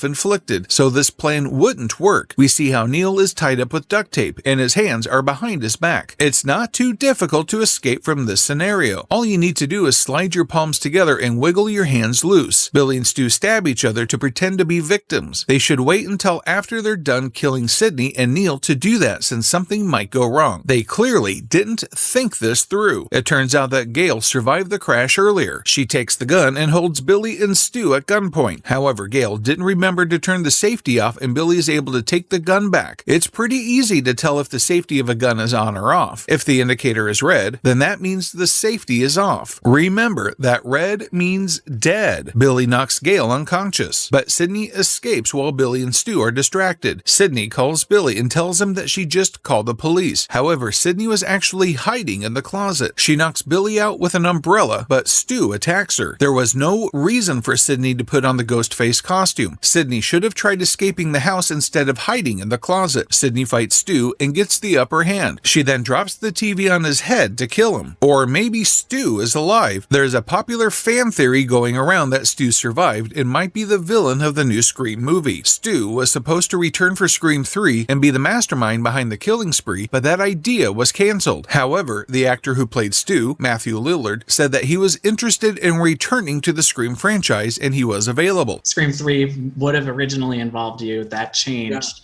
Would you ever be open to coming back to the franchise in some form should the invitation be Yes, I'm presented? available. Yes. Anyways, Billy regains consciousness and he attacks Sydney, but Gail has also regained consciousness and she shoots Billy. Randy is still alive and tells the other characters that the supposedly dead killer will come back to life for one last scare. Billy does exactly that, but Sydney takes the gun and shoots Billy in the head, killing him once and for all. Sydney frees her father and the police finally arrive. It shouldn't have taken the police so long to come here. Dewey is still alive and he's taken to the hospital. Finally, the movie ends with Gail making an impromptu news report about the events that occurred during the night. And that's how to beat Ghostface in mentioned Scream. Do you have any better strategies or methods? If so, let me know in the comments below. Scream ended up making $173 million at the box office, and it was the highest grossing slasher movie until Halloween 2018 came out. Scream was also responsible for revitalizing the slasher genre in the 1990s. Prior to Scream coming out, many horror movies were released straight to video, and those that came out in theaters were sequels to popular franchises. After the first Scream movie, 4 more sequels were released. Scream 2, which came out in 1997, Scream 3, which came out in 2000, Scream 4, which came out in 2011, and Scream 5, which came out in 2022. Overall, the Scream movies have grossed over $608 million worldwide. What did you think of Scream? I personally thought it was really good, and I'm definitely looking forward to watching more Scream movies. Which movie or anime should I do next? Leave a suggestion. Be sure to also check out some of the other How to Beat videos on this channel. Well, that's it for this video. If you enjoyed it, make sure to subscribe so you never miss a future upload. Thanks for watching, and I'll see you in the next video. A new Ghostface killer emerges in Woodsboro, California. Sidney Prescott must return to uncover the truth and stop Ghostface. In this video, I'll break down the 2022 Scream movie and explain how to beat Ghostface. The movie begins at Tara Carpenter's house. She's home alone since her mom is overseas on a business trip. Tara is texting her friend Amber and she receives a phone call on the landline. Tara declines the call and goes back to texting Amber. This is a good decision since the caller ID said that it's an unknown number. If it was one of Tara's friends calling her, then they wouldn't be using an unknown number. They would also be calling Tara's cell phone and not the house's landline phone. So clearly the person calling Tara has some sort of ulterior motive and should be ignored. Tara has asthma and uses her inhaler. She continues to text Amber and decides to pick up the landline phone when it rings a second time. Tara should have declined the call again as she did before. The caller says that his name is Charlie and he's in the same group as Tara's mother Christina. The caller asks Tara what her favorite scary movie is, and she says The Babadook since it's an amazing meditation on motherhood and grief. The caller says that the movie is a little fancy pants, but Tara likes The Babadook because it's elevated horror and has complex emotional thematic underpinnings. It's not some schlocky cheeseball nonsense with wall-to-wall jump scares. The caller says it sounds kind of boring and wonders if Tara has seen Stab, and she says once at a sleepover when she was 12. Tara doesn't remember the original Stab movie very well since it was from the 90s. The caller tells Tara that the beginning of the original Stab movie started with a kill scene and a girl home alone answers a wrong number. She starts talking to the killer who makes her play a game. The caller then asks if Tara wants to play a game. Tara immediately hangs up and locks all the doors of her house using an app on her phone. The door should have already been locked since Tara was home alone. There's no reason why you wouldn't always lock your doors, especially in a town like Woodsboro that's known for serial killers. Tara continues to text Amber. Tara is called again and Amber tells her to answer the phone. Tara asks Amber how she knew her landline was ringing. It turns out that the caller has taken Amber hostage and texts Tara to answer the phone. Tara picks up the phone and thinks that Amber is playing a prank on her, but it's not Amber. The caller sends Tara a video of Amber being recorded since she left her phone around. The caller cloned Amber's phone and has been posing as her this whole time. It's possible that Amber is the actual killer and this is all a trick. This could be an old recording that Amber had an accomplice to film. The killer would have to know that Tara is home alone right now, and Amber is aware of that fact since Tara told her. Furthermore, the killer has to know Tara's mom's name and that they're fans of scary movies, so it's obviously someone close to Tara since they know her phone number and landline number. The killer knew that Tara was friends with Wes, so this is further proof that it's someone close to her. Moreover, it's pretty difficult to clone modern phones since the SIM card comes loaded with a secret code. It's highly unlikely some random person cloned Amber's phone because teenage girls don't usually leave their phone lying around. The caller asks Tara to play a game about Stab movie trivia. There's 3 rounds, and if Tara calls the cops or gets a question wrong, then Amber will die. The killer is outside of Amber's house and can get into her room in 15 seconds. Tara doesn't know the Stab movies too well and asks the killer to give her questions about other horror movies she knows, such as It Follows, Hereditary, or The Witch. The killer ignores Tara and asks her questions about the Stab movies. Tara doesn't really have much of a choice and should do what the killer says. Tara could hang up and call the police, but they they wouldn't make it in time to rescue Amber. The average police response time in the United States for high-priority calls is about 5 to 6 minutes. That's way longer than the 15 seconds it would take for the killer to get inside Amber's room and kill her. Tara gets the first 2 questions right, but she gets the 3rd question wrong about who the killer is in stab 1. It was Billy and Stu since there were 2 killers. The caller threatens to kill Amber now. Tara grabs a kitchen knife and opens the front door, but Ghostface is there. Ghostface slashes Tara in her stomach. Tara punches Ghostface and immediately closes the door. Tara shouldn't have opened the door in the first place. Amber lives far away from Tara, so it's not like she would make it in time to Amber's house and save her because it would take much longer than 15 seconds to get there. Ghostface being here confirms that either the recording of Amber is old footage, since Ghostface was supposed to be at Amber's house, and Ghostface can't be in 2 places at the same time, or there are 2 Ghostface killers and one of them is at Amber's house while the other is at Tara's house. The doors get disarmed and Ghostface makes it inside the house through the back door before Tara is able to rearm the doors. Tara goes to the kitchen to pick up the ringing phone. Ghostface appears and stabs Tara in the stomach. Instead of standing in the kitchen, Tara should run into her room or a bathroom and lock the door in case Ghostface made it inside the house. Tara should have been aware of the other doors in her house. Ghostface breaks Tara's leg and stabs her through the hand. It's not that easy to break someone's leg from a single stomp, so the killer must be someone who's very strong. There's a bunch of ways to defend yourself against a knife attack. Going for the attacker's throat is the best method. You'll disrupt the person's breathing and they'll most likely stop attacking you after a hard strike to the throat. If the attacker is male, then a strike to the groin is a great way to immediately incapacitate them. Attacking the person's other sensitive spots such as the eyes is another good method since it'll cause them a lot of pain. Grabbing the attacker's wrist should work too. This will give you control of the knife's direction and you might have an opportunity to punch the attacker. Ghostface stabs Tara several more times, but the police come and we cut to the title card. Ghostface presumably escaped, but this shouldn't be possible if the house was surrounded by police officers. We meet Tara's estranged older sister Sam and her boyfriend Richie. They work at a bowling alley in Modesto. Tara's friend Wes Hicks informs Sam about the attack. Tara survived the stabbings and made it through surgery. She's in bad shape but resting in the hospital now. This is the first time that a character in a Scream movie wasn't killed in the opening sequence. It could be that Tara is Ghostface's accomplice and the opening scene was an elaborate ruse to fool the audience. Ghostface could have easily killed Tara if they stabbed her a few more times, so there must be a reason why Tara was left alive. It's just like how Billy and Stu were planning on injuring each other in the first Scream movie to play the victims and frame other people for the killings even though they were the ones responsible. Wes asks Sam to come here. Sam travels from Modesto to Woodsboro with Richie to check on Tara. This is not a good decision. It's clearly a trap and the killer is trying to lure Sam back to Woodsboro, so she shouldn't go. Maybe Wes is the killer and he's trying to get Sam to come to Woodsboro so he can kill her too. We meet Tara's friend group. There's Wes, Amber, Chad, Mindy, and Liv. Chad and Mindy are twins. Chad is in a relationship with Liv. Chad wants Liv to get a tracking app on her phone so they can keep track of each other's location. This is not a smart choice. As Wes said in the movie, there's a psycho out there, so you should be making yourself harder to find and disable GPS. Wes is the son of Sheriff Judy Hicks. He tells the others to arm up and get pepper spray and a taser. The characters should listen to Wes. You need something to defend yourself against a killer. Chad has bruises on his arms, but he says it's from football practice. It's possible that Chad is the killer since Tara fought back hard against Ghostface. The killer has to be very strong to break Tara's leg, and Chad seems to be the strongest out of the friend group. It's probably not Chad though, because if he was the killer, then he would be wearing long sleeves or a jacket to cover up the bruises on his arms and not draw any suspicion towards himself. Football players often do get bruises on their arms, so it's not too hard to believe that's what happened to Chad. Wes, Amber, Chad, and Mindy go visit Tara in the hospital while Liv stays behind and will meet the others later. Liv should go with the group. Staying behind makes her look very suspicious. During the drive to Woodsboro, Richie mentions that he's never seen any of the Stab movies, not even the one that came out last year. Sam tells Richie that most of the Stab movies are based on real events that occurred in Woodsboro. Sam says that the last Ghostface killings occurred in 2011, which is when the Scream 4 movie came out in real life. It's doubtful that Richie hasn't seen any of the Stab movies since he's very knowledgeable about other horror movies such as Halloween and Friday the 13th. If Richie is such a big horror fan, then he should have at least seen one of the Stab movies. Perhaps Richie is lying because he has something to hide. Richie asks Sam why someone wearing a ghost face mask would want to kill Tara, but Sam isn't sure. Sam looks the other way right after she says this, so it's obvious that she does know the reason. Sam and Richie arrive in Woodsboro and go to the hospital to visit Tara. They meet Tara's friends as well. Sam used to babysit all of them and introduces Richie. We can see that Amber has a huge bruise on her neck and collarbone area. This is more evidence to suggest that Amber is the killer. Ghostface was struck in the same area by Tara, so they would have a bruise there. Sam and Tara's mother is stuck in a conference room in London, so she can't come. Tara talks to Sam in private. Sam offers to sleep next to Tara at night. Tara shouldn't accept the offer. Sam could be one of the killers. Sure, she was in Modesto when the attack took place, but Sam could be working with an accomplice, so she's not completely innocent. Everybody is a suspect, and Tara shouldn't trust anyone else, especially since she's not very close to Sam and doesn't know her too well. Tara admits to Sam that she was very scared. Wes, Amber, Chad, Mindy, and Liv go to a bar. Amber doesn't like Sam and wants to protect Tara from her. Wes has a crush on Tara and is a suspect too. Liv's ex-boyfriend Vince is at the bar. Vince pulls out a knife and nearly gets into an altercation with Chad, but the bartender tells Vince to leave or else she'll call the cops. During the night, Vince is killed by Ghostface near the bar, becoming the first official kill of the movie. We saw how Vince had a knife, so he could have used it to fight back against Ghostface. It's also not smart to leave the keys inside your car. Someone could have stolen Vince's car. There wasn't much else Vince could have done to survive since Ghostface appeared behind him and stabbed him in the neck before he could even react. At least this movie brought back the Red Right Hand song that was in all the previous Scream movies except Scream 4. Back in Tara's hospital room, Richie watches all the Stab movies on Netflix. This is a wise decision since it'll make him more prepared for what's about to come. The new Ghostface killer might be recreating the exact events that occurred in the previous Stab movies. Sam goes to the break room to find something to eat. Sam is taking pills and is seeing hallucinations of Billy Loomis. This really doesn't make any sense. Sam wasn't even born yet when Billy was killed, so she shouldn't know what Billy looked like and what clothes he wore the day he died. The events of the first Scream movie took place during mid to late October 1996, and Sam was born nearly a year later in approximately August 1997. Sam could have a split personality and is committing the murders without even being aware of it, similar to the masked killer in My Bloody Valentine 3D. Sam gets a call from Ghostface and they know her little family secret. Sam is angry and tells Ghostface to come and get her. Ghostface was standing behind the door and attacks Sam. A hospital should have much better security. There are probably cameras in the break room, so the character should review the security footage to see where Ghostface came from. Moreover, if Ghostface was so close to Sam this whole time, then she should have heard their voice talking on the phone. It couldn't have been a second killer since Ghostface knew exactly when to attack Sam, so they were in the room with her. The caller ID said that the incoming call was from Amber, so this is further evidence that Amber might be Ghostface. There's no reason why the killer would need to use Amber's cloned phone to call Sam since they don't need to trick her or anything. Sam fights back against Ghostface and manages to escape. Using the chairs as a weapon is a good choice. Sam should continue to pick up more chairs and throw them at Ghostface. Sam tells a nearby cop that somebody tried to kill her in the break room. However, there's nobody there when the cop goes to check. It doesn't make sense how Ghostface disappeared so quickly, but if there are cameras in the room, then the characters can see where Ghostface ran off to. Additionally, hospitals should have metal detectors at the entrance, so Ghostface shouldn't have been able to bring a knife inside. It's not a plastic knife or a prop since we heard the metal clanging on the chairs in the ground. Judy comes to the hospital and asks a bunch of questions. Richie was watching Netflix during the attack and Amber was being interrogated at the sheriff's station. Richie's alibi isn't very solid, so he could be the killer. Judy says she'll put more cops in the room and move Tara to a private floor. Judy doesn't like Sam at all since her family has caused a lot of trouble for the people of this town. Judy tells Sam to leave with Richie when the sun comes up. Sam talks to Tara in private and tells her that Billy Loomis is her biological father. Sam found out by accident when she was 13. She read her mother's old diaries in the attic while she was looking for Christmas presents. Billy was cheating on Sydney and got another girl pregnant in high school. Sam and Tara's mother lied to their father and told him that the baby was his, so that's why he proposed senior year, even though the baby was Billy's. Sam tried to confront her mother, but her father was standing behind her and heard everything. He didn't know and found out the truth right then. This is what caused Sam and Tara's parents to split up. If Sam and Tara's mother didn't want anyone else to find out about her dirty little secret, then she shouldn't have kept those old diaries. Sam is the reason why their father left and their mother never forgave her. Sam became distant and got weird with Tara because she didn't want to tell her the truth since she was too young. Somebody found out about Billy being Sam's father, so Sam thinks that's probably why Tara got hurt. If Sam can find out who discovered this information, then it'll lead her to the killer's identity. Tara is angry and makes Sam get out of the room. Richie was listening and heard everything, but he isn't freaked out that Sam's real dad was a serial killer. Maybe Richie already knew the truth about Sam's actual dad, so that's why he isn't reacting too much. A normal person would be shocked to hear that their girlfriend's dad was a serial killer. Sam tells Richie to get out, but Richie loves Sam and insists on staying. Tara won't talk to Sam and the police aren't going to help. Sam and Richie decide to go and talk to an expert. They visit Dewey Riley at his trailer home. He's divorced from Gail Weathers but still watches her morning show. Things didn't really end well for them. Dewey doesn't want to talk to Sam and Richie, but Sam says that she's Billy Loomis's daughter. Dewey shouldn't let Sam and Richie inside his home. He doesn't know these people and this could be a trap. Sam and Richie ask Dewey to help stop the killer. Dewey mentions that there are certain rules to surviving a stab movie. Rule number 1, never trust the love interest. Sam should listen to Dewey since this is probably true and Richie might be the killer. Sam has only known Richie for about 6 months, so this is not enough time to gain someone's trust. Rule number 2, the killer's motive is always connected to something in the past. Therefore, Sam and Richie need to figure out why Vince was killed. Rule number 3, the first victim always has a friend group that the killer is a part of. Sam and Richie ask Dewey to help them stop Ghostface, but he declines since he's been stabbed 9 times and has permanent nerve damage as well as a limp. The killer didn't have a limp at the beginning of the movie, but we can't rule Dewey out yet. Dewey could be lying about the limp or he wasn't the Ghostface in the beginning of the movie, but still one of the killers, so you can never be too sure in a movie like this. Sam and Richie leave to go and talk to Tara's friends. Dewey calls Sydney, who's now married to Mark and has several kids. The directors have confirmed that the Mark Sydney is referring to in this scene is Mark Kincaid from Scream 3. Sydney asks Dewey if he's talked to Gail lately, and he says not in a couple of years. Dewey tells Sydney about Ghostface returning. Sydney has a gun and Dewey tells her not to come back to Woodsboro. Sydney had no intention of setting foot in that town again. Dewey texts Gail and tells her about Ghostface. Dewey finds his old gun and goes to assist Sam and Richie. The characters all meet at Mindy and Chad's house. Randy Meeks was their uncle. Dewey is reunited with Randy's sister Martha. Sam tells everyone the truth about how she's Billy's daughter and that one of them must be the killer. We know that Tara fought back hard, so the characters should check to see who has the most bruises on their body. That would be an easy way to reveal who the killer is. As we saw before, both Amber and Chad have bruises, so there's a high chance that the killer is one of them. Amber Googled Vince and discovered that he was Stu's nephew. Many people could have the same exact name as Vince though, so a simple Google search wouldn't reveal so much information about a person unless they're famous or something, and Vince was not a famous person. Amber might have already known that Vince was Stu's nephew and she's the killer. The group put 2 and 2 together. They discover that the first 3 Ghostface attacks were all on people related to the original killers. Mindy realizes that the new Ghostface killer is trying to make a requel. The recent Stab 8 movie was directed by Knives Out director Rian Johnson. Liv really liked the Stab 8 movie, but most hardcore Stab fans absolutely hated it since the movie was elevated horror, and that's not what Stab should be. Real Stab movies are meta slasher whodunits. In real life, Rian Johnson directed the 8th Star Wars movie, The Last Jedi, and it was a very controversial film as well, so this is a fitting reference. The directors wanted Rian Johnson to make a cameo appearance in this movie, but he was busy filming Knives Out too. Sam says that it's just a movie, but Mindy says that it's a big deal because a lot of people love the original Stab movie and it's what got them into horror. Mindy explains what a requel is. You can't reboot a franchise from scratch anymore since the fans won't stand for it, but you can't do a straight sequel either. You have to build something new, but not too new, so it has to be part of an ongoing storyline even if that storyline shouldn't have been ongoing in the first place. You have to bring in new main characters that are related to and supported by the legacy characters, so so it's not quite a reboot or a sequel. Mindy lists off some examples including Halloween, Saw, Terminator, Jurassic Park, Ghostbusters, and even Star Wars. It always goes back to the original. This means that Sam is caught in someone's fan fiction. The characters believe that Sam is the main star and whoever is the next victim has to be connected to someone who came before. Sam is accused of being the killer and she angrily leaves the house. This makes her look more guilty. Sam should stay and defend herself if she isn't the killer. Furthermore, as Richie said in the movie, the first rule of horror movies is not splitting up, so Sam should have listened to what Richie said. While Sam is driving away, she sees hallucinations of Billy again. He tells Sam that she should accept who she really is and go out there to find who's doing this, then cut their throats. Sam should be paying attention while driving so she doesn't get into any accidents. In the meantime, Judy goes to pick up some sushi for dinner and she gets a call from Ghostface. Judy shouldn't have picked up the phone either since it was an unknown caller. It's not hard to simply ignore a call. Ghostface says they want to turn themselves in and will tell Judy about the 2 people they've killed. Judy isn't sure what Ghostface is talking about though, since there has only been 1 victim so far, but Ghostface threatens to kill Wes. Judy tries to call Wes, however, he's taking a shower and doesn't hear the phone ringing. Judy quickly drives back home, but Ghostface kills her as she's running to the house. This was an obvious trap, so Judy should have known better. She could have had her gun in hand and ready to shoot Ghostface. This is happening in broad daylight in a busy neighborhood, so one of Judy's neighbors should hear her screaming and see what's going on. Judy's death could have also been avoided if she had dinner delivered to her house instead of going to get it. Eating mushy sushi is better than being dead. It's possible that the killer is someone who works at the sushi restaurant, since they needed to find a way to lure Judy out of the house. Furthermore, a lot of people have doorbell cameras, so if Judy had one as well, she could have seen Ghostface outside her house. Wes comes out of the shower and goes into the kitchen. Wes saw how he missed a call from his mom, so he should have tried calling back to see what's going on. Wes sets the table and goes to lock the front door, but Ghostface appears and stabs him in the throat, brutally killing him. Wes was the most prepared, and yet he didn't have his taser or pepper spray on him when he needed it. Wes should have been carrying his taser and pepper spray with him at all times. He would then be able to fight back against Ghostface and would probably win. Additionally, Wes should have realized that something was wrong when the front door was unlocked. He already locked the door earlier and he knows that his mom went to pick up dinner, so clearly someone else is inside the house. The missed phone call message from his mom should have tipped Wes off that something was wrong. Wes could have opened the door and ran outside instead of shutting the door and locking it. Moreover, the police should have arrived at the house by now since Judy called for backup earlier and it's been several minutes. It doesn't make sense why Wes and Judy were killed. As Mindy explained earlier, the killer shouldn't care about Wes and Judy since they aren't related to any important legacy characters. Sam goes to the house and is notified of Wes and Judy's death. Gail comes to town to report the news. Sam talks with Gail and introduces herself. Dewey comes to the house and reunites with Gail after several years. Gail doesn't have time to write her books anymore. Gail is surprised to see how Dewey is retired, but he doesn't need her pity. We learn that Dewey was the one who left Gail since he couldn't support her career in New York. In the meantime, Richie is eating pizza and watching a YouTube video about some people critiquing Stab 8. They hated how Ghostface used a flamethrower. This is actually a cameo by James A. Janice and Chelsea Rebecca from the horror YouTube channel Dead Meat. We see that Kirby Reed from Scream 4 survived. She'll most likely return in a future Scream movie. Sam calls Richie and he says that Stab 8 is not like the others. It has no connection to the other Stab movies and no legacy characters at all. Richie thinks that the whole Stab franchise goes off the rails by the 5th movie, which is very fitting since this is the 5th Scream movie. Sam tells Richie what happened at Wes and Judy's house. The police are here. This means that nobody is watching Tara, so Sam goes to the hospital. There should be more than one cop in the entire town though, so it doesn't make sense why every police officer needed to come here. Dewey goes along with Sam to the hospital. Sam tries to call Tara, but she's not near her phone. Tara should have taken her phone with her and put it inside her pocket instead of leaving it on the table. Additionally, Sam should drive more carefully. She can give her phone to Dewey and have him call Tara. As Dewey stated in the movie, they have to live through this to help Tara and Richie. Getting into a car accident and dying would do nobody any good. Ghostface is at the hospital and Tara hides. hides. This is a clever choice since she can't really fight back or escape. This hospital seriously needs some better security though. As mentioned before, metal detectors would prevent Ghostface from bringing a knife to the hospital. It's a wonder as to where the hospital staff went. Even if this is a private floor, there should be a few more people around like the janitor or receptionist. Judy even said that she would be increasing the security for Tara, but that didn't turn out to be the case since the cop left and nobody else was watching over Tara. Richie comes into the room and Tara hits him with the phone, like how Billy hit Stu with the phone in the first Scream movie. Ghostface slashes Richie's arm and knocks him out. Richie might be in on it since he wasn't killed. The blood could be fake and made from corn syrup, similar to what Billy did in the first Scream movie. There was no reason for Ghostface to leave Richie alive, so it must mean that something else is going on here. Ghostface attacks Tara next, but she narrowly escapes. Richie's phone is ringing, so Ghostface takes it and talks to Sam. Ghostface is wearing gloves, so they shouldn't be able to accept the call since touchscreens don't work with normal gloves. Ghostface turns on their voice changer and says that they'll only kill one person, either Tara or Richie, and allow Sam to choose who will die. Sam can't decide who to kill, and Ghostface tells her that she's too selfish and weak for this franchise. However, Sam was stalling for time. Sam and Dewey are already here and they come to save Tara and Richie in the nick of time. Ghostface attacks Dewey and knocks his gun away. Richie or Sam could take the gun and shoot Ghostface. They should try to help instead of standing there and doing nothing. Dewey overpowers Ghostface and takes his gun back. He shoots Ghostface a few times in the chest and knocks them out. This would be the perfect opportunity to unmask Ghostface right now and find out who they are. Sam, Tara, Richie, and Dewey walk into an elevator, but Dewey decides to go back to shoot Ghostface in the head or else they'll come back. However, Dewey gets distracted when he gets a phone call from Gale and is savagely killed by Ghostface. Lots of mistakes were made by Dewey in the scene. First of all, Dewey should have gone in the elevator with the others. He would still be alive right now. He didn't need to go back. There's no reason to fight Ghostface on your own. Second, Dewey should have shot Ghostface from a distance. Guns are ranged weapons, so Dewey didn't need to stand so close to Ghostface and within stabbing distance. Third, Dewey should have been wearing a stab-proof vest. Dewey has gotten stabbed by the other Ghostface killer several times before in the past, so he should have been prepared better since he knew what the killer's weapon was going to be. Fourth, Dewey should have shot Ghostface in the head from the start. Then, he wouldn't need to go back and try to finish the job. It doesn't make sense how Ghostface reacted so quickly. Ghostface was wearing a bulletproof vest, but gunshots hurt a lot, cause internal bleeding, and can break several ribs, especially since Ghostface was shot point blank. Bulletproof vests don't nullify all the damage from a gunshot. They just stop the bullets from penetrating your body. You can still feel the full force of the impact. Bulletproof vests weigh several pounds, so Ghostface shouldn't be so agile. At least Dewey was able to protect someone else's sister, which makes up for him not being able to protect his own sister in the first Scream movie. Gale comes to the hospital and is devastated to see that Dewey is dead. Sydney finally comes back to town after hearing the news of Dewey's death and she meets Gale. Sydney shouldn't have come back to Woodsboro since this is a trap. Sam talks to Tara and apologizes for not telling her the truth sooner and being the reason their father left. Tara accepts the apology since Sam can't choose who or where she came from. Sam says that she'll never leave Tara again and admits that she didn't come back sooner because she was scared of turning out like Billy. The reason why Sam ran away was to protect Tara from herself. Sam plans to get out of Woodsboro with Tara and Richie as soon as possible. This is a wise decision. They should have left the town a long time ago. Sydney meets Sam and understands how she feels since she's been through this exact scenario a lot of times. Sydney tells Sam that running away won't do much since the killer will continue to come after them. The only way to stop this is to kill the killer once and for all. That's not necessarily true though. The characters could move to a different country and change their names. It would be nearly impossible for the killer to track them down. Furthermore, the killer clearly needed everyone to come to Woodsboro, so if they all leave and never come back, then it'll ruin the killer's plans. Sydney wants Sam to help her and Gale kill Ghostface. However, Sam apologizes and declines the offer since she's leaving town with Tara and Richie. Sydney puts a tracker on the car. During the car ride, Tara can't find her inhaler. Sam, Tara, and Richie drive to Amber's house since Tara left an extra inhaler there and she can't make it to Modesto without it. Sam tells Tara that they can go to a pharmacy and get another inhaler, but Tara says she needs a prescription. However, that that's not true. There are ways to buy an inhaler without needing a prescription. In fact, anyone can buy an over-the-counter inhaler at a drugstore or pharmacy without a prescription. Sam, Tara, and Richie should go to a drugstore or pharmacy and buy another inhaler instead of going back into Woodsboro and possibly getting killed by Ghostface. They need to get far away from here as soon as possible. And if Tara's inhaler is so important to her, then she should have done a better job keeping track of it and had extra spare inhalers in case she lost her main inhaler. Sydney and Gail follow Sam, Tara, and Richie. Amber is throwing a memorial party at her house in honor of Wes. A lot of students from the high school are at the party. The characters toast to Wes, which is not only a reference to the character Wes who died earlier in the movie, but also a nod to Wes Craven, the director of the previous 4 Scream movies. The characters are low on beer. Amber goes to the basement to get more beer in the fridge. This is not a good decision. As explained in the movie itself, Amber shouldn't be going anywhere alone when there's a masked killer on the loose. Amber is lucky that she didn't receive the same fate as Tatum from the first Scream movie. Tatum went off by herself to get some beer and she was killed by Ghostface. Moreover, these characters are all high school students, so they shouldn't be drinking any alcohol in the first place. The legal drinking age in California is 21. Chad and Liv are making out on the couch. Liv wants to go upstairs, but Chad declines since he thinks that Liv might be the killer. Chad shouldn't have said this to Liv since it made her very mad. Chad could simply say that they should stay down here where there are people around to be safe. Liv is angry and storms off. In the meantime, Gail apologizes for writing the book about Sydney's mother. If she didn't do that, then none of the Stab movies would have been made. But the movie producers would need Gail's permission or permission from the copyright holders of the book to make the Stab movies if they're based on the book she wrote. Gail could have denied them permission and the Stab movies wouldn't have been made. The characters at the party are watching the first Stab movie on TV. Chad tries texting Liv, but there's no reply, so he goes outside to get her. Ghostface attacks Chad and stabs him in the leg. Chad shouldn't have gone off alone to search for Liv. He played it smart inside the house and should have kept up the good work. Chad could have asked some of the other party attendees to come with him and help him find Liv together. Ghostface is not likely to attack a group of people. Additionally, Chad should have taken a better weapon to fight against Ghostface. Chad tries to escape, but Ghostface catches up to him and stabs him multiple times. Sam, Tara, and Richie arrive at the house and it scares Ghostface off. Instead of running, Chad should have continued to hide near the shed. He couldn't really run since his leg was injured, so he wouldn't be able to outrun Ghostface. This scene proves that the tracking app on the phone was not a smart choice. Chad should have listened to Wes. It's evident that one of the Ghostface killers is either Amber or Liv. It can't be Sam, Tara, Richie, Sydney, or Gail because they're in the car and driving to the house. It can't be Mindy either since she's inside the house watching the first Stab movie. The rest of the characters we've met, like Vince, Wes, Judy, and Dewey, are dead. So by process of elimination, only Amber and Liv are left. Unless one of those supposedly dead characters fake their death like Billy in the first Scream movie. But that probably isn't the case since the police found their bodies and they can't trick anyone. Sam, Tara, and Richie arrive at Amber's house and go inside. Amber is surprised to see Tara and tells everyone else to leave since the party's over. It would be a lot safer if more people were here since there's strength in numbers and the killer isn't going to attack a large group of people. So this is more proof to suggest that Amber could be the killer since she wants everyone else to leave, which means there will be less witnesses at the crime scene. Amber and Tara go to get the inhaler. Richie can't find any beer in the fridge and Mindy tells him that there's more beer in the basement. Richie shouldn't go alone to get the beer. It was already explained in the movie that going anywhere alone when there's a masked killer on the loose is a bad idea. Richie says he'll be right back, which is one of the things you should not say if you don't want to get killed. Richie is definitely not going to survive this movie. Richie is also driving the car, so he shouldn't be drinking any alcohol to begin with. You typically have to wait an hour for each drink you have before it's safe to drive again. This is supposed to be a quick trip where Tara gets her inhaler from Amber and leaves, so it shouldn't take an hour to do that. Amber has plenty of soda in her house, so Richie can drink that if he's thirsty. Liv comes back into the house and Mindy is shocked to see this since Chad went outside looking for her. Mindy suspects that Liv might be the killer. Yeah, this does seem pretty suspicious. As stated before, one of the Ghostface killers is probably either Liv or Amber. Liv isn't really helping her case since she's acting very guilty right now. Liv might want to get revenge on Chad since he insulted her earlier, so that's a motive. Sydney calls Sam and it's revealed that Amber lives in Stu's old house. It shouldn't have taken Sam so long to realize that this is Stu's old house. Sam is quite knowledgeable about the Stab movies, so she should know what the house looks like. The other characters, like Mindy, should know what Stu's house looks like as well. Ghostface comes into the room and stabs Mindy in the shoulder. It's good that Mindy turned around and looked behind her since she was able to avoid most of the attack. Sam comes into the room to save Mindy and Ghostface escapes. Sam should chase after Ghostface instead of letting them get away. Mindy passes out due to the blood loss. Tara, Amber, Richie, and Liv come into the room. There's blood on Liv's hands and she says that she found Chad outside. Richie and Amber believe that Liv is the killer, but she denies it. Amber pulls out a gun and kills Liv by shooting her in the head, revealing herself to be the killer. Amber says, "Welcome to Act 3. There was no need for Amber to reveal herself as the killer at this exact moment. She could have continued feigning ignorance and killed a few more people. Now that we know Amber is the killer, it doesn't make sense how she was able to overpower stronger people like Wes, Dewey, and Chad. Amber is much smaller than either of those three men, and she's a lot weaker than them, so she shouldn't be able to win a fight on her own. Amber also shouldn't have been able to break Tara's leg with a single stomp." Tara stops Amber from shooting Sam and Richie. Sam grabs a knife on the kitchen counter. Sam and Richie run to the basement. Richie tells Sam that there are always two killers and Tara might be Amber's accomplice since she was the one who brought them there. Sam doesn't believe this and leaves the basement to save Tara since she trusts her over Richie. Tara most likely isn't the other killer, but Sam still shouldn't trust anyone in case it turns out to be true. Richie could be the other killer, so Sam shouldn't trust him either and make her own decisions without other people's influence. There might even be more than two killers, so you never know what to expect in a Scream movie. It doesn't have to be two killers either. In Scream 3, the only killer was Roman. Sydney and Gail arrive at the house. Amber comes out and pretends to be a victim, but Sydney and Gail know it's a trap. Amber shoots Gail in the stomach and runs back into the house. Sydney and Gail should have prepared better. For example, they could each wear bulletproof vests. If a high school student like Amber was able to somehow get a bulletproof vest, then Sydney and Gail should be able to get one too. Amber wasn't bleeding and didn't have a knife sticking out of her, so it was obvious that she was faking it. Sydney and Gail should have immediately shot and killed Amber on the spot. Sydney goes into the house alone. Gail can't come since she's injured, but she could at least call the police. Meanwhile, Sam finds Tara bound with duct tape in the closet and hesitates to free her. Hesitating is the right decision since this could be a trick or trap. As previously explained, Sam shouldn't trust anyone, not even her sister. Amber could have easily shot and killed Tara, so there must be a reason why she was left alive. Tara doesn't need Sam to help her and could have freed herself since it's not too difficult to escape from duct tape. Duct tape might be strong, but it's not too hard to tear apart. You keep your elbows close together so the duct tape is very tight around your wrists and hands. Then you raise your hands up over your head and slam your elbows into your ribcage. That instant pressure will overwhelm the duct tape and cause it to break. If your legs are duct taped as well, you put your hands between your knees and force them down in a fast, hard action. That will tear the duct tape apart. The other Ghostface calls Sydney and taunts her. Sydney's phone number isn't public knowledge though, so it makes you wonder how the other Ghostface knew Sydney's phone number. Sydney tells the people inside the house to come out and she shoots into every room. Sydney shouldn't do this since she might kill an innocent person. Nobody is going to come out and show themselves to a random stranger wielding a gun. Sydney accidentally shoots Richie in the leg. Ghostface suddenly appears and attacks Sydney. There's no need for Amber to wear the Ghostface costume anymore since her identity has already been disclosed, not only to the audience but also to the characters. Sydney and Amber fall to the ground below. Sam comes to grab Sydney's gun, but Richie stabs her in the stomach. It's revealed that Richie is the other killer. At this point, it was pretty obvious that the other Ghostface was Richie. There was nobody else it could have been since Chad and Mindy were passed out and Liv was dead. Sam should immediately shoot Richie right now. She has the gun in her hand, so she should use it. Richie takes the gun from Sam and threatens to shoot Sydney. Richie took Tara's inhaler at the hospital, so they would come to Amber's house to get the spare inhaler. This plan wouldn't have been successful if the characters went to a pharmacy or drugstore and bought another inhaler. Amber and Richie take Sam and Sydney into the kitchen. Sam should be bleeding out right now since she was stabbed in the stomach. Amber and Richie explain their motives to the characters. They're massive fans of the Stab movies, but think that nobody has really made a great Stab movie since the first one. Richie asks Sydney if she's seen the last Stab movie, and she says no because she doesn't like scary movies. Richie hated the recent Stab 8 movie since nobody takes a true fan seriously. Richie states that a fandom can't be toxic if it's about love. He believes that the filmmakers in Hollywood don't understand that these movies are important to people and they've completely run out of ideas. Amber goes to get Gail and brings her into the kitchen. Gail could have driven away or hidden to avoid Amber finding her. Amber and Richie did all this to frame Sam for Sydney killing her father and to make better source material for future Stab movies that's based on actual events. Framing Sam won't work though since she was with Richie in Modesto during the time of Tara's attack. In addition to that, Amber and Richie's plan won't work if everyone else dies. It would be obvious that Amber and Richie are the actual killers if they're the only ones who survived to tell the story. If Amber and Richie are true superfans of the Stab series, then they should know better since that was Billy and Stu's exact plan in the first Scream movie, which is what the first Stab movie is based on in this universe. The killers never get away with it in any of the Stab movies. Amber and Richie's plan wouldn't have been successful if there weren't so many coincidences throughout the movie. For instance, if Sydney didn't track the car that Richie was driving, then she and Gail wouldn't be here right now. If Dewey didn't get killed, then Sydney would have never come to Woodsboro. If Ghostface killed Sam in the hospital break room, or if she never came back to Woodsboro, then Amber and Richie can't frame her for the murders. If Amber and Richie wanted to make a better Stab movie so badly, then they should have tried to get into the filmmaking business and write their own movie. Or Amber and Richie can start a campaign online to get the Stab series rebooted. If they make enough noise and rally enough people, then they can make a difference. For example, fans wanted to see Zack Snyder's version of the Justice League movie and they eventually got it. Furthermore, fans hated the character design of Sonic in the 2020 Sonic the Hedgehog movie and complained about that online. The studio listened and changed Sonic's character design for the actual movie. Situations like these prove that studios and filmmakers do care and they do listen to fans. Amber and Richie knew that Billy Loomis was Sam's real father since her mother was a drunk and revealed it to everyone in the small town. Sam's mother shouldn't be going around and telling people why her family was destroyed. It would be smarter to keep this kind of information to yourself. Amber and Richie met online on the Stab subreddit. Amber has been obsessed with the Stab movies ever since her parents bought Stu's old house. Amber and Richie realized pretty quickly that they had similar ideas and goals. It wasn't hard for Richie to find Sam in Modesto and pretend to be her boyfriend. This plan wouldn't work with just Sam though, so Amber and Richie also needed to bring the legacy characters back like Sydney, Gail, and Dewey to make it matter. Dewey had to die to make it real and show that the movie had stakes. This is exactly why the characters should have never returned to Woodsboro. Amber and Richie's plan would have failed. Sydney tries to go for a knife, but Amber stabs her in the stomach. Amber and Richie can't let Sydney live either since she survived too many times and it would be ridiculous if Sydney survived again. Richie claims that this time the fans are going to be the ones who win. Amber goes to get Tara in the closet, but she isn't there anymore since Sam untied her earlier. There was no need for Amber and Richie to leave Tara alive in the closet. They don't have to kill everyone at the exact same time for their plan to work. Additionally, as stated in the movie, Sam should have listened to Dewey from the start. He was right about the love interest being the killer. This is exactly what happened in the first Scream movie since Billy was one of the killers. Tara comes and attacks Amber with her crutches. Tara should go for the head instead of attacking Amber in the body. Tara could call the police as well. Sam bites Richie in the arm and escapes in the commotion. Amber fights back and knocks Tara out. Richie goes looking for Sam while Amber fights Sydney and Gail. Sydney breaks a bottle of hand sanitizer on Amber. There are plenty of other things in the kitchen Sydney can throw at Amber. Sydney could throw the beer bottles at Amber like how Tatum threw the beer bottles at Ghostface in the first Scream movie. Sydney and Gail work together and overpower Amber. She says that it's not her fault and tries to blame the other online movie fans. Sydney takes the gun on the ground and gives it to Gail. She shoots Amber several times. Amber lands on the stove and gets set on fire due to the hand sanitizer. This is similar to how Mikey Madison's character Sadie died in the 2019 movie Once Upon a Time in Hollywood. Mikey Madison stated in an interview with a Hollywood Reporter that this was simply a coincidence. Gail should shoot Amber in the head to be sure she's dead. Similar to the first Scream movie, the supposedly dead killer might come back to life, so it's better to be safe than sorry. Richie tries to find Sam. It was clever of Sam to leave a fake blood trail for Richie to discover so she could ambush him. Richie is angry at Sam for ruining his perfect ending. Sam attacks Richie. She knocks the gun and knife away. Sam could have used an umbrella to stab Richie, like how Sidney used an umbrella to attack Billy in the first Scream movie. Sam hallucinates Billy again and he shows her where Richie dropped his knife. Sam takes the knife and uses it to kill Richie by stabbing him multiple times and slitting his throat. Richie's mistake was being too arrogant. He could have shot Sam and killed her since he got the gun first, but instead he decided to gloat. Sam takes the gun from Gale and shoots Richie a few times to make sure that he doesn't come back to life. This wasn't needed since Sam already slit Richie's throat and stabbed him numerous times. Sam could have used the knife to cut Richie's head off if she needed to confirm that he was dead. Amber was still alive and tries to attack the characters with a knife, but Tara regains consciousness and shoots her in the head with Richie's gun. Tara says that she still prefers the Babadook. Sam had a gun too, so if Tara didn't shoot Amber, then she could have done it. And Amber shouldn't have yelled. She might have actually been able to kill someone if she used the element of surprise and didn't alert the others to her presence. The police and paramedics finally arrive at the house. Tara, Chad, and Mindy are taken to the hospital. Chad was originally going to die in the first script. This was changed for the final movie since the directors like Chad's actor Mason Gooding. Tara asks to be taken to a different hospital this time. The killers are both dead though, so Tara should be safe at the same hospital. But going to a different hospital is a good idea since the hospital Tara was at lacked a lot of basic security features. Sam talks with Sidney and Gale. She thanks them for everything. Sam asks Sidney if she's going to be alright, and Sidney says that she'll survive like she always does. Sam tells Sidney that she was right about not running away. However, that's not true. Fleeing from Woodsboro would have worked since Amber and Richie's plan wouldn't have been successful in the end. They need to frame Sam for the murders that happened in Woodsboro, and this can't be possible if she's somewhere else. Gale chooses not to write about the murders that occurred tonight, so the killers will die in anonymity. She decides to write a tribute to Dewey instead. This is a smart decision so the killers won't gain notoriety and their plan of basing a new stab movie on reality will fail. Sam wonders if she's going to be okay, and Sidney tells her eventually. Sam sees Billy again in the reflection. He gives her an approving nod. Afterwards, Sam rides with Tara to the hospital and holds her hand all the way there. Finally, the movie ends with a news report and the police go into the house to collect evidence. The film is dedicated to Wes Craven, who passed away in 2015. And that's how to beat Ghostface in the 2022 Scream movie. Do you have any better strategies or methods? If so, let me know in the comments below. The 2022 Scream movie received mostly positive reviews from critics and audiences. Many consider it to be the best Scream sequel to date. The film has made about $135 million worldwide at the box office on a budget of $24 million. A sixth Scream movie was officially greenlit in February 2022. The same creative team will return and production will begin in summer 2022. Neve Campbell, the actress who plays Sidney Prescott, said that she'll return for the sequel depending on the quality of the script. Neve wants Jamie Lee Curtis to play Ghostface. When adjusted for inflation, the Scream movies have made over $1 billion worldwide at the box office. The first Scream movie is responsible for revitalizing the horror genre. What did you think of the 2022 Scream movie? Additionally, which movie or anime should I do next? Leave a suggestion. Check out some of the other How to Beat videos on this channel. Well, that's it for this video. If you enjoyed it, make sure to subscribe so you never miss a future upload. Thanks for watching, and I'll see you in the next video. Hey horror fans, are you ready to revisit the iconic Scream franchise? In this video, we're going to be taking a deep dive into all the Scream movies, breaking down what made them so successful and why they're still relevant today. From the iconic Ghostface mask to the unforgettable characters and terrifying twists, we'll be discussing it all. So sit back, grab some popcorn, and get ready to scream, pun intended, as we review the entire Scream movie series. Scream, released in 1996, is a slasher film that revitalized the horror genre and became an instant classic. Directed by Wes Craven and written by Kevin Williamson, Scream's self-awareness and meta-commentary on horror movie tropes created a new wave of horror films that changed the landscape of the genre forever. One of the standout features of Scream is its smart and witty script. The film's characters are self-aware and knowledgeable about horror movie tropes, commenting on them throughout the film in a way that both pokes fun at them and celebrates them. The film's direction by Wes Craven is masterful, with his use of suspense, tension building, and jump scares creating a sense of unease that permeates the film. The iconic Ghostface killer, with his haunting mask and menacing presence, has become one of the most recognizable villains in horror movie history, and his actions throughout the film are both terrifying and thrilling. Overall, Scream is a horror movie that is both scary and smart. Its self-awareness and meta-commentary on the horror genre paved the way for a new wave of horror movies that that continue to this day, and its strong performances and direction make it a standout film that stands the test of time. For fans of horror movies, Scream is a must-see film that will leave you both frightened and entertained. Scream 2 is a 1997 American slasher film directed by Wes Craven and written by Kevin Williamson, and serves as a sequel to the highly successful original film, Scream. The story follows the return of the masked killer, Ghostface, as he targets a new group of college students and threatens to reveal the secrets of Sidney Prescott's past. One of the strengths of Scream 2 is that it successfully builds upon the foundation laid by the first film, while also expanding upon the themes and ideas that made it such a success. The film's self-awareness and meta-commentary on the horror genre are once again on full display, with the characters frequently discussing and dissecting the tropes and conventions of slasher films. The film even pokes fun at itself, with one character jokingly referring to the events of the first film as a sequel, and another character quipping that the sequels are never as good as the original. But Scream 2 also manages to add new twists and surprises to the story, with the revelation of the killer's identity coming as a genuine shock to audiences. The film also ups the ante in terms of the body count, with more elaborate and inventive kill scenes that are sure to satisfy horror fans. The performances in Scream 2 are also noteworthy, with Neve Campbell once again delivering a strong turn as Sidney Prescott. Campbell's portrayal of Sidney is once again nuanced and layered, with the character struggling to come to terms with her traumatic past while also facing new challenges and threats. The film's direction by Wes Craven is once again top-notch, with the veteran horror filmmaker expertly balancing the film's horror and comedy elements. Overall, Scream 2 is a worthy follow-up to the original film, with its self-awareness and meta-commentary on the horror genre continuing to set it apart from other slasher films. The film's surprises and twists keep audiences engaged. Scream 2 is a strong entry in the horror genre, and a must-see for fans of the original. Scream 3 is a 2000 American slasher film directed by Wes Craven and written by Aaron Kruger. While many fans of the franchise view it as a step down from the previous two films, I personally found Scream 3 to be an enjoyable entry in the series. One of the strengths of Scream 3 is its self-awareness and meta-commentary on the horror genre. While this aspect of the film may feel tired and repetitive to some, I found it to be a fun way to poke fun at the conventions of the slasher genre. The film's satirical take on Hollywood and the movie industry also adds a layer of depth and complexity to the story, with characters commenting on the ways in which horror films are commodified and exploited. The film's story, while convoluted at times, is also engaging. The plot involving Sidney's family history and the movie set that mirrors the events of the original film add a layer of mystery and intrigue to the story, with several surprising twists and turns along the way. The reveal of the killer's identity, while perhaps not as impactful as in the previous films, still manages to be a satisfying and surprising twist. The performances in Scream 3 are also strong, with the returning cast members once again delivering solid performances. The film's direction by Wes Craven is solid, with his signature style of suspense and tension building creating several memorable set pieces throughout the film. Overall, while Scream 3 may not be as well regarded as the previous two films in the franchise, I found it to be an enjoyable entry in the series. Its self-awareness and meta-commentary on the horror genre add a layer of depth and complexity to the story, while the strong performances and direction keep the film entertaining throughout. For fans of the series, Scream 3 is a worthy addition to the franchise that delivers on the thrills and suspense that made the first two films so memorable. Scream 4 is a 2011 American slasher film directed by Wes Craven and written by Kevin Williamson. It is the fourth installment in the Scream franchise and, despite being released over a decade after the previous film, manages to capture the essence of what made the original so great. One of the strengths of Scream 4 is its ability to update and modernize the slasher genre for a new generation. The film's meta-commentary on the current state of horror films and the internet adds a layer of depth and relevance to the story, with characters commenting on the ways in which technology has changed the way we consume and interact with horror movies. The returning cast members once again deliver solid performances. The film's direction by Wes Craven is also solid, with his signature style of suspense and tension building creating several memorable set pieces throughout the film. The film's climax, which takes place in a mansion and pays homage to classic horror films, is a standout moment that delivers on the thrills and suspense that made the first film so great. Overall, Scream 4 is a worthy addition to the franchise that manages to update and modernize the slasher genre for a new generation, while the strong performances and direction keep the film engaging throughout. For fans of the series, Scream 4 is a satisfying and thrilling continuation of the franchise that delivers on the legacy of the original film. Scream 5, also known as Scream, is the next installment in the iconic slasher franchise that began in 1996. Directed by Matt Bettinelli-Olpin and Tyler Gillett, and written by James Vanderbilt and Guy Busick, Scream 5 delivers a fresh take on the classic horror genre while paying homage to the previous films in the series. The script of Scream 5 is clever and self-aware, taking the franchise in a new direction while while remaining true to its roots. The film explores themes of trauma, grief, and the impact of violence on a community, adding depth to the story and characters. The killer's identity is kept under wraps until the film's climax, keeping the audience guessing and on the edge of their seats throughout. The direction by Bettinelli Olpin and Gillett is excellent, with their use of suspense, tension building, and jump scares creating a sense of unease that permeates the film. The iconic Ghostface killer, with its haunting mask and menacing presence, is as terrifying as ever, and the chase scenes and kills are inventive and thrilling. Overall, Scream 5 is a successful addition to the franchise that balances old and new elements in a way that feels fresh and exciting. It delivers the scares and thrills that fans have come to expect from the series, while also offering a compelling story and well-rounded characters. For fans of horror movies and the Scream franchise, this film is a must-see. It proves that there is still life in the horror genre, and that the Ghostface killer can still terrify and entertain audiences. Scream 6 is currently the latest installment in the Scream franchise. As someone who has been a fan of the Scream franchise since its inception, I have to say that Scream 6 exceeded my expectations in every way. This latest installment manages to not only pay homage to the original films, but also bring something fresh and exciting to the table. The film's pacing is spot on, with a perfect balance of suspense, humor, and heart that keeps you engaged from start to finish. The writing is clever and witty, with plenty of nods to the horror genre that will make any horror fan's heart skip a beat. The performances from the cast are outstanding. The new additions to the cast also hold their own and bring a fresh perspective to the series. One of the things that I appreciated most about Scream 6 is how it manages to subvert expectations while still staying true to the spirit of the franchise. There are plenty of twists and turns that will keep you guessing until the very end, and the film manages to pull them off in a way that feels both satisfying and unexpected. Overall, Scream 6 is a must-see for any fan of the franchise or horror movies in general. It's a fun, thrilling, and satisfying entry that manages to honor the legacy of the series, while also carving out its own place in the genre. Don't miss it. And that's all the Scream movies reviewed. Which Scream movie is your personal favorite? Leave a comment down below. Thanks for watching and subscribe for more.